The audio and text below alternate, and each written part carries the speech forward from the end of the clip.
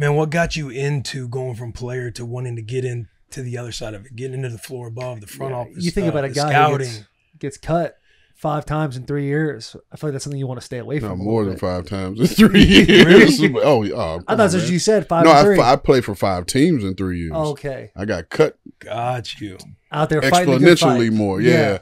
No, it was something that I always knew I wanted to do.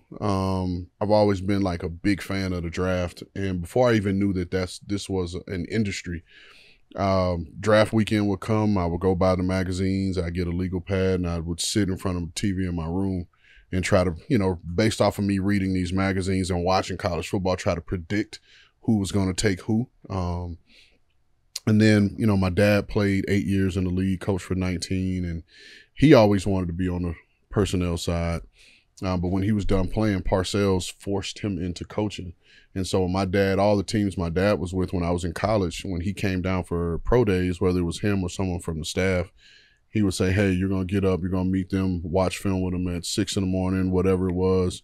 You're going to chart their numbers, Oh, that's and sick. so when I was in college, I'm running the stopwatch, and coaches. When you're at Florida, you're also doing this I'm like on the pro day, whether it was my dad. I remember one time Tony Sperano, God rest his soul, he came down. I remember one year it was Terry Robisky, when he came down. Love Terry. And so I'm running clocks, for these guys and being amongst the scouts as they're talking about the different times and everything and charting all this. And then, they would ask me questions about my teammates, like, hey, what do you think about this guy? Like, is he a good teammate? And, how do you think, what do you think about him on the field? And so that started it. And then, like I said, when teams outweighed years of service, it was time to transition. I tried to coach. I coached high school ball down in Miami, at North Miami, senior high in 07. Knew probably the first 2 weeks that wasn't a route for me. Yeah. Didn't have the patience for it. Yeah, didn't have the patience for it. And I quickly knew, I was like, okay, let me try. So then I started taking workouts with teams because I was like, how else am I going to meet a GM? Mm-hmm. Like, I don't have GM's phone numbers. Yeah. So I knew I didn't want to play anymore, but teams would still call like, hey, want to try you out, and so I would go in and do a tryout just to be able to meet the GM. No shit. And just so, for the intention. Yeah. And so when that's a genius move. And so they would say, oh, sorry, not going to sign you. And I'm like, cool. Yeah, can I get your card? Because I want to do what you do one day. And that's how I met Les Snead. I went and did a rookie minicamp tryout with the Falcons. Didn't get a single rep the whole minicamp, which was perfect. And trying to get in all that I was just like, nah, I'm good. And so I remember we were walking out of the front of the building, and Les was, hey, thank you for coming, and I shook his hand. I was like, hey man, like, let me get your card. Let me get your card. I was like, I want to do what you do one day. And he was like, I don't have any on me, but just reach out. And so when I was trying to get back in, I remember that conversation. And my agent that I had at the time, Kevin Connor, he had 2 players on the Falcons team. So I was like, hey man, like, call the teams that you have relationships with and let them know I'm sending cover letters, resumes, like all this stuff. And he called me. He was like, hey man, I talked to Les.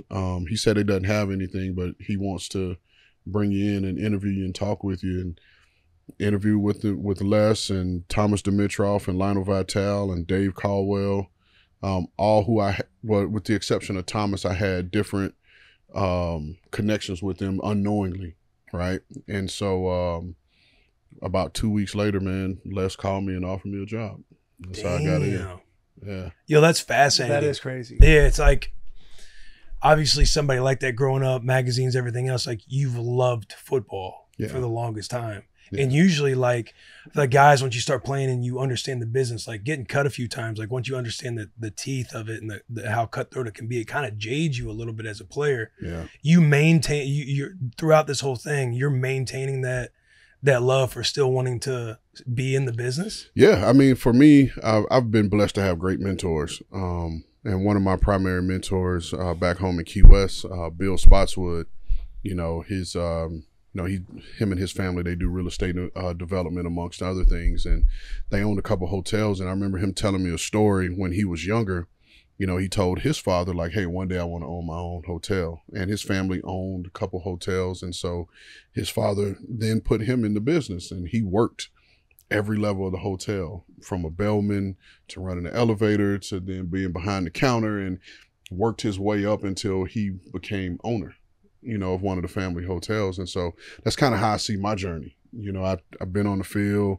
I've been a scout, I've been a director, and now I've been a GM. So I've worked my way through an organization, you know what I mean? So I've seen it from every level, and it puts me in a position to be able to identify with everybody in the building. Yeah, man. That's when you finally get that call and say, hey, you want this job, you take it. Did you have any idea? GM job? Not the GM job, just like the starting out. Okay. Getting into with gotcha. Les and everybody.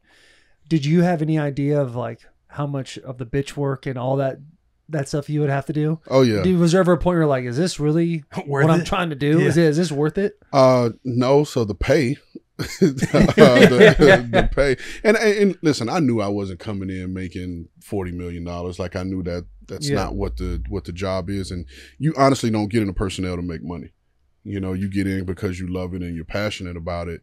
But I remember getting the job, and I knew that I was going to have to do a lot of the grunt work, and I wanted to, because there was a stigma attached to former players that we don't want to do the menial task. Mm-hmm. And so I wanted to be able to be the guy that's like, oh, no, like, you need me to run to the airport that's an hour away? Cool. I'll, run to the airport that's an hour away and sit in Atlanta traffic, for 2 hours to get there, just to more so knock down that stigma, to be able to let other former players have a shot, at getting in.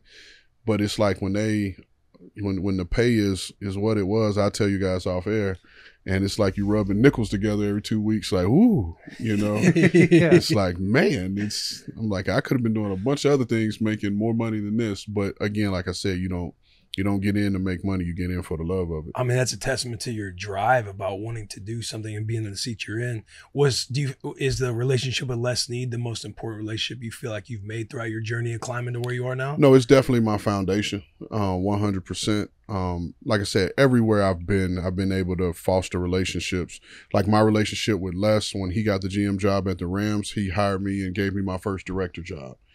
From there I was able to work with, Jeff Fisher, our new D coordinator, Denard Wilson. We worked together at the Rams, and the Frank Bushes and the Greg Williams and guys like that. And then transition to Sean McVay and his staff coming in, and all those guys that we were around.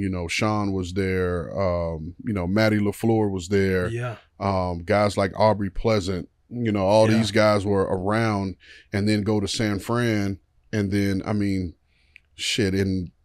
2019, our draft room featured, I guess now 5 GMs and 4 head coaches. No shit. And we were all in the same draft room in 2019. And then you develop relationships with guys like Parag Marathe, who's run the business side for San Francisco for 20 plus years. He was originally hired by Bill Walsh. And then have a guy like that take you under his wing and start showing you the contract side. And, working with guys like Kwesi Adolfo-Mensah, showing you how to incorporate analytics in football. Like, it's a bunch of different people who've poured into me from a football. That's just football. But then you meet people outside of football that pour into you from a business perspective. Because we have to remember, football is football, right? That's what we've done our whole lives. That's what we came up doing. But at the time, Jerry Richardson was the only owner that had played in the NFL. Mm-hmm. And so a lot of the owners come from the business background. So being able to have, certain mentors to teach you the business side allows you to speak that language, be on the same page with the owner from a business perspective. So it's been a ton of people that have poured into me to help me get here. That's cool, man. That is wild, man. It seems like you're very aware of all the people that have helped you and gotten to the point you're at now, which is so awesome.